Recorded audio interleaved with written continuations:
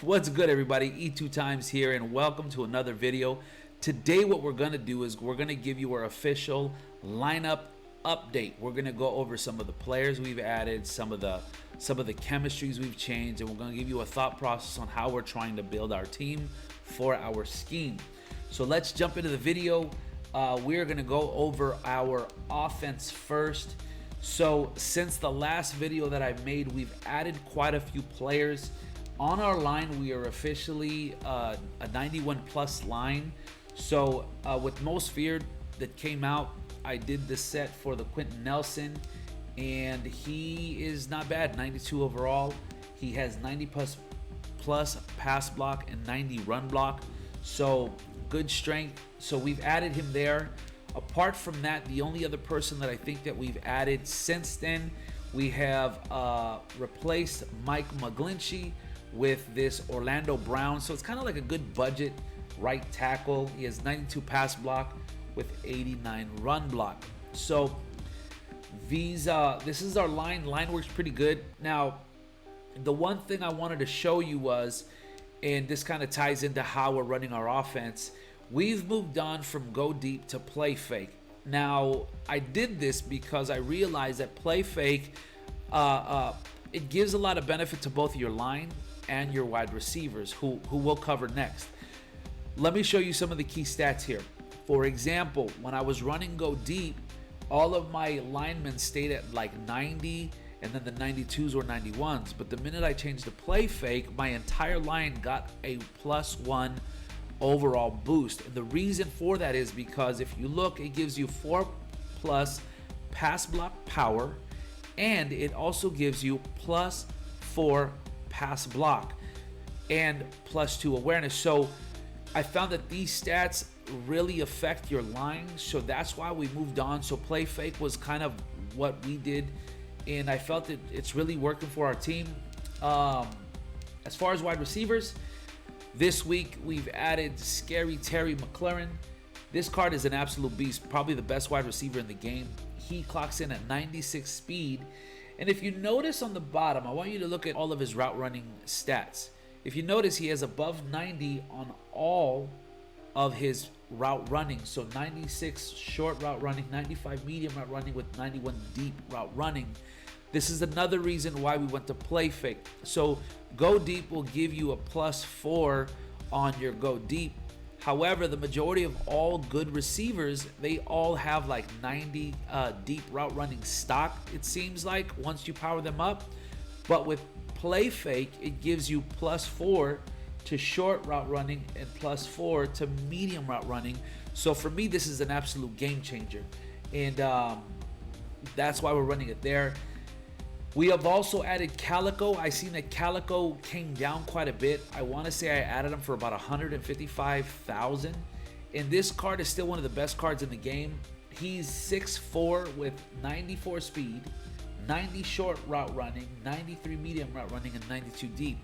Again, you see play fake playing a big role in that you have this huge receiver that if I had to go deep, yeah, his deep route running would probably be what, 96, but then he wouldn't meet the other route running thresholds. But with play fake, easily boosts him over. And then we're currently rocking Andre Johnson at our slot, simply because earlier today I sold Tyler Lockett. So we had Tyler Lockett. Tyler Lockett is an amazing card. He looks a lot like Terry McLaurin. He hits all the route running thresholds with play fake. He had 95 speed, played extremely good for us during weekend league, but I sold him in anticipation of the Series 3 update, and I feel like all the cards are going to drop. So he's a card that I felt like, let me get some good value for him right now, and we'll buy him back if no other receivers come out over the weekend. So at quarterback, we added Joe Cool Montana, and this card is a beast. 84 speed, gives us some mobility. He hits, the throw power 95, and above 90s in all throw accuracy. I like how this card plays. We currently have a hot route master and set feet lead. We were playing with Brett Favre and Gunslinger, which was very good and overpowered in some areas, but I personally like having hot route master on my quarterback. And then at running back, Reggie Bush, Raheem Mostert, who's new to the squad. Look at this card, guys. 97 speed. This card is pretty good, man. 89 agility. The rest of the stats aren't great. 89 change of direction, okay. But this is, you know, I'm able to go back and forth with both Reggie Bush and Raheem Mostert. Tight end, we have Vernon Davis, Jermichael Finley, and George Kittle. We're just waiting to get the power up for Vernon Davis. Look at this card, though. 92 speed. That's pretty good for a tight end. 90 short route running, 92 catching. So he doesn't meet the medium route running threshold. So on a lot of those corner routes, it's not going to work. But one thing that we did do, we did put mid out elite on him, which I can confirm works. So even though he doesn't have 90 medium route running, you put that mid out elite. It only costs 1 AP point. It works pretty good for me. As far as abilities go with our offense, what we're currently running is backfield master on Reggie Bush. We have mid out elite on Vernon Davis. And then we have edge protector on Orlando Brown and Trent Williams. And one of the fun ones that I wanted to show you was threat detector on Quentin Nelson. This is a cool ability for 1 AP point cost, or 2 AP points. I think what it does is on 3rd and 4th downs, it actually highlights the people that are blitzing you. So I think that's kind of glitchy. Moving on to defense, let me go ahead and show you this. One of the biggest changes we made was we put Rod Woodson at free safety. And we did this because it allows me to add other corners into the mix. So we have Deion Sanders at number 1, Richard Sherman at number 2, who we've added today. Take a look at this card. 92 speed. Pretty good for a Richard Sherman card this early in the game. I think they did him okay on speed. I'd like him to be a little faster, but at 6'3" with 96 zone, we don't run a lot of man coverage here. I don't run what everyone else runs. I run a lot of zone, and I run a cover 2 type system, and I put my dropbacks at 25. Pretty good. I think he's gonna fit the mold. At 3, we have Denzel Ward and Jair Alexander at number 4. These cards are very, very similar. We're gonna eventually power up Jair Alexander, but they both will get up to 95 speed. They both don't hit the zone coverage. They'll be like an 89, 88. But what we did do is we took our power up pass off Jamal Adams.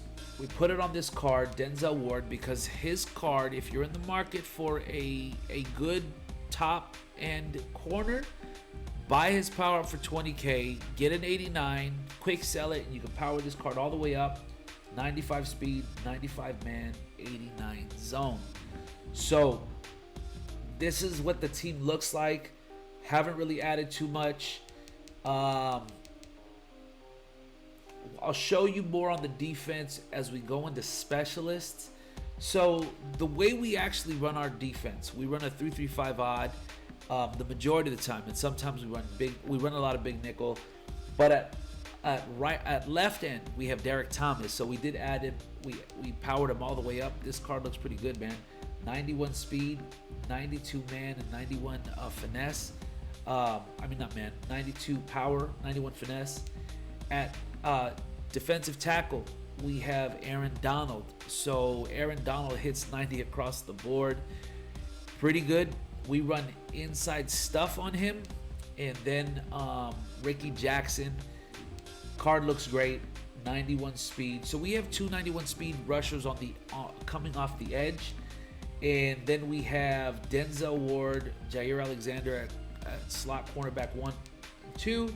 And then at our sub linebackers, we have Taylor Mays and Derwin James. So that's the team. As far as abilities on defense go, we're running some acrobats. Currently, we're running acrobat on. We're running it on Sam Mills. We're running it on Richard Sherman and Rod Woodson. And then on Taylor Mays, we actually have out of my way. So being that he plays my sub linebacker, and whenever I play heavy runners, you know, what Out of My Way is supposed to do is help you with blocking against wide receivers and halfbacks. I don't know that it quite works, but I can say that, you know, a lot of the times when people are running towards him, he's trying to block him, he chucks him out of the way. I don't know if that's his high block shed, or if it's the ability, but we're running it to try it on Aaron Donald inside stuff. If you're running like a 3-3-5 odd or 3 linemen, I highly suggest you get inside stuff. This thing does work very well. He normally would just throw people, you know, centers out of the way and get to the quarterback. And then on Derek Thomas, so we're trying this. I think, you know, I don't know how the pass rush points work, but in theory, let's just say you got 5 pass rush points. It seems like as the game goes on, as you use those points, you lose them. That's at least based off of what the description of the abilities tell us. We haven't gotten a clear explanation, but check this out. On Derek Thomas, we're trying this out. BOGO grants a free pass rush move after spending a point. So if we spend a point, it's going to grant us a point back. Extra credit grants an additional max pass rush point. Again, I don't know quite how it works. I will tell you that he does get to the quarterback, and his ability factor X lights up quite often. On Ricky Jackson, we have instant rebate. This says successful block sheds grant a pass rush point. So I like the idea that if I win a block shed, or if I win, it's going to give me a pass rush point back for when I need it. And Mr. Big Stop, on 3rd and 4th downs, you basically have half your pass rush points back. So I like the idea of this. I will say it does work. I don't know how it works, but I know it does work. But this is our squad. We're currently at 50 of 59ers, so we're going to get that +2 speed, +2 change of direction, agility, acceleration, and then we did max out our brawler. So we're at 40 of 40, and why I went with brawler, I honestly don't know. We're probably going to switch to sprinter. We went with brawler, I think, initially because it was only 15 brawlers to get the +1 speed, and I think that it only took away 1 jump and 1 acceleration. When you go to sprinter, it takes away change of direction and agility. I didn't like that.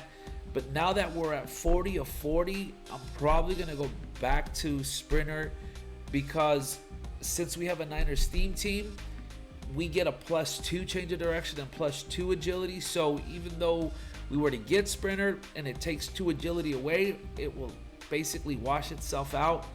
And I will say I sometimes notice the -2 acceleration from the brawler. So that's where we're at with our squad. I